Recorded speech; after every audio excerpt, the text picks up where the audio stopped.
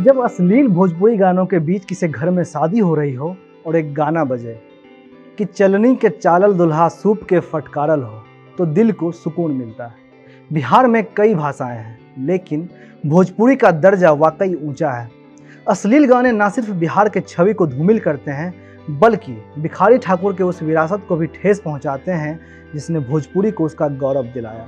उस भिखारी ठाकुर के आंचल को मैला करते हैं जिसमें कई स्वर्ण जड़ित विद्याएं समावेशित हों। नमस्कार, मेरा नाम अमन शर्मा है और आप जनता जंक्शन देख रहे हैं। आज भिखारी ठाकुर की 49वीं वर्षी है और हम उन्हें याद कर रहे हैं, उनकी कृतियों को याद कर रहे हैं। हंसी हंसी पनवा खियले बेमरवा कि अपना बसेरे परदेश, कोरी रे चुनरिया में दगिया लगाई गईले, मारी रे करेजवा में ठेस। महज इन दो पंक्तियों में ही भिखारी ठाकुर ने विस्थापन को दर्शा दिया, प्रेम को भी इंगित किया, समतावाद को भी जोड़ा, पलायन से उपजे दर्द को भी दर्शाया। पर यह दो पंक्तियां उनकी कला के आगे उनके नाखून बराबर भी नहीं है। उन्होंने कई मारक नाटक, लोक नाटक, कविता और संस्मरण लिखे जो पत्थर दिल इंसान के दिल में उतर जाए और भावनाएं आंखों के रास्ते बाहर आ जाए। वह इंसान जिसने अपने पूरे जीवन काल में 2.5 अक्षर भी ना पढ़ा हो, उसने 29 किताबें लिख डाली। रामचरितमानस उन्हें कंठस्थ था। रामलीला के मंचन में वो माहिर थे। वो सिर्फ एक लेखक, अभिनेता, नर्तकवर नहीं थे, वो तो जीता जागता एक संपूर्ण साहित्य थे जिसमें उन्होंने विस्थापना, पलायन, कोख पर अधिकार, समतावाद, समाज में विद्यमान कुरीतियां और बाल विवाह के विरह को संजोए रखा था। भोजपुरी के पर्याय के रूप में हम अगर भिखारी ठाकुर को याद करें तो यह गलत नहीं होगा। वह लोक कवि थे और लौंडा नाच के पुरोधा भी थे जिन्होंने इसकी नींव रखी और सहज भाव से समाज में मौजूद कुरीतियों पर उन्हीं की भाषा में ठेस पहुंचाया। कहा जाता है जब भिखारी ठाकुर का नाच कहीं होता था तो 3 से 4 कोस दूर से लोग उसे देखने आते थे, और अगर 5 लोग हर नाच में कुआं में ना गिरा हो तो भिखारी ठाकुर यह मानकर चलते थे कि आज के नाच में मजा नहीं था। उनकी एक रचना है जिनका नाम है बेटी बेचवा, जिसकी 2 पंक्ति आपको उस जमाने में मौजूद कुरीतियों या फिर यह भी कह लें कि अभी भी समाज में मौजूद गलतियों पर चोट करता है। पंक्ति है, रुपया गिनाई लिहला पगहा धराई दिहला। ऐसा तब भी होता था और ऐसा आज भी होता है कि किसी गरीब घर की लड़की को बूढ़े के साथ सिर्फ इसलिए ब्याह दिया जाता है ताकि घर में कुछ पैसे आ जाए। इस बात को ध्यान में ना रखकर कि कुछ समय बाद अगर वो बूढ़ा मर जाएगा तो उस लड़की का बाकी जीवन कैसे कटेगा। इसी दर्द को भिखारी ठाकुर ने बेटी बेचवा नाटक में डाला था, जो उस लड़की के दर्द को बयां करता है। इसके अलावा भी भिखारी ठाकुर ने कई नाटक लिखे जिसमें विदेशिया, भाई विरोध, गबर घिचोर, कलयुग प्रेम, गंगा स्नान, बिरहा बहार शामिल है। विदेशिया नाटक उनके अन्य नाटकों से बहुत ज़्यादा प्रसिद्ध था और आज भी है। विदेशिया एक ऐसा नाटक था जिसमें उन्होंने पलायन के दर्द को भी दिखाया है, जिसमें एक इंसान नौकरी ना होने के कारण शादी के बाद कलकत्ता पैसा कमाने चला जाता है, जिसके बाद उसे कहीं पर एक पराई औरत से प्यार हो जाता है, जिसके बाद गांव में पड़ी औरत गीत गाती है और उसकी कुछ पंक्तियां इस प्रकार हैं। या मोर गईले परदेश बटोही भैया, रात नहीं नींद दिन नहीं चैनवा, सहतानी बहुत कलेश है बटोही भैया। भिखारी ठाकुर ने उस अकेली औरत के दर्द को उस विरह के संगीत में डाला है और यह काफ़ी प्रसिद्ध भी हुआ।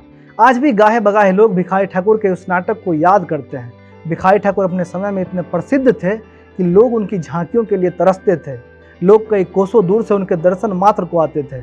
उनका एक और नाटक बहुत प्रसिद्ध हुआ जिसका नाम है गबर घिचोर। उसमें उन्होंने एक औरत के लिए दुआब स्थिति को दर्शाया था, जिसमें एक औरत होती है, 2 मर्द होता है। एक मर्द पैसा कमाने बाहर चला जाता है, इसी बीच औरत को संतान सुख की प्राप्ति होती है, जिसके बाद वो दूसरा मर्द घर लौटता है और बच्चे को अपने साथ ले जाने की बात कहता है। इस पर औरत कहती है अगर बच्चे को ले जाना है तो साथ में मुझे भी ले चलो, जिस पर दूसरा मर्द तैयार नहीं होता है और पंचायत बुलाई जाती है। पंचायत में तर्क देते हुए दूसरा मर्द कहता है कि गाछ लगैली कोहरा के लतर गईल पछुआर, फर पड़ोसिया के छप्पर पर से माल होल हमार। दूसरा मर्द यह तर्क देने की कोशिश करता है कि पेड़ तो उसने लगाई थी, यानी कि बीवी तो उसकी है, इस हिसाब से बच्चे पर पहला अधिकार उसका है। जिसके जवाब में पहला मर्द कहता है, हम रास्ते से जा रहे थे, मुझे रास्ते में पर्स मिला, मैंने उस पर्स में कुछ पैसे रख दिए। कुछ दिन बाद उसका असली मालिक आता है और अपना बैग मांगता है, तो बैग ले जाए लेकिन मेरे पैसे मुझे दे दे। पैसे से मतलब संतान। दोनों मर्द अपनी दावेदारी पेश करते हैं। बच्चा भी अपनी बात कहता है, पंच भी अपनी राय सुनाते हैं और इसी बीच औरत भी अपनी दावेदारी पेश करती है। वह कहती है घर में दूध रहे 5 सेर, कोई जोरन दिहल अल्ढार, का पंचायत होखबा साफ भइल हमार। भिखारी ठाकुर ने उस औरत की पैरवी की जिसमें उन्होंने कहा सारा चीज तो मेरा था, तुमने सिर्फ इसमें आकर वीर्य डाल दिया, तो क्या यह बच्चा तुम्हारा हो गया। इसी प्रकार भिखारी ठाकुर ने समाज पर कई प्रश्न चिन्ह छोड़े, लेकिन इसी प्रश्न चिन्ह के बीच भोजपुरी भाषा अपने खाँटी अंदाज में अकड़ से खड़ा होता गया। पूरे देश में इसकी तूती बोलने लगी थी, लेकिन आज भिखारी ठाकुर की मौत के बाद इसका कोई पुछवैया नहीं है। भिखारी ठाकुर बिहार की संस्कृति के वो धरोहर थे जिसे कभी राहुल संस्कृत्यायन ने भोजपुरी का अनगढ़ हीरा कहा था। अंग्रेजी के विद्वान प्रोफेसर मनोरंजन ने कहा था कि वह भोजपुरी के शेक्सपियर हैं। अंग्रेजों ने उन्हें राय बहादुर की उपाधि दी थी। भिखारी ठाकुर अपने आप में एक समाज से जिसे आप सिर्फ किताबों में पढ़ा जा सकता है, उनके गीतों में याद किया जा सकता है और उनके नाटकों में उन्हें जिया जा सकता है। कुछ किताबें जो उनकी आपको पढ़नी चाहिए जिससे आपको भिखारी ठाकुर के बारे में पता चलेगा, वो किताबें हैं भिखारी ठाकुर भोजपुरी के भारतेंदु, भिखारी ग्रंथावली इत्यादि। इसके अलावा भी कई किताबें हैं, लेकिन यह कुछ महत्वपूर्ण किताबें हैं।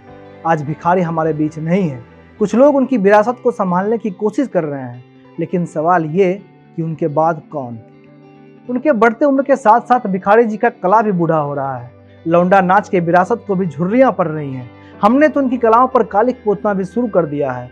खाँटी शब्द का आकर लिए भोजपुरी के वजूद को आज हमने मटिया मेट करने का सनक पाल लिया है।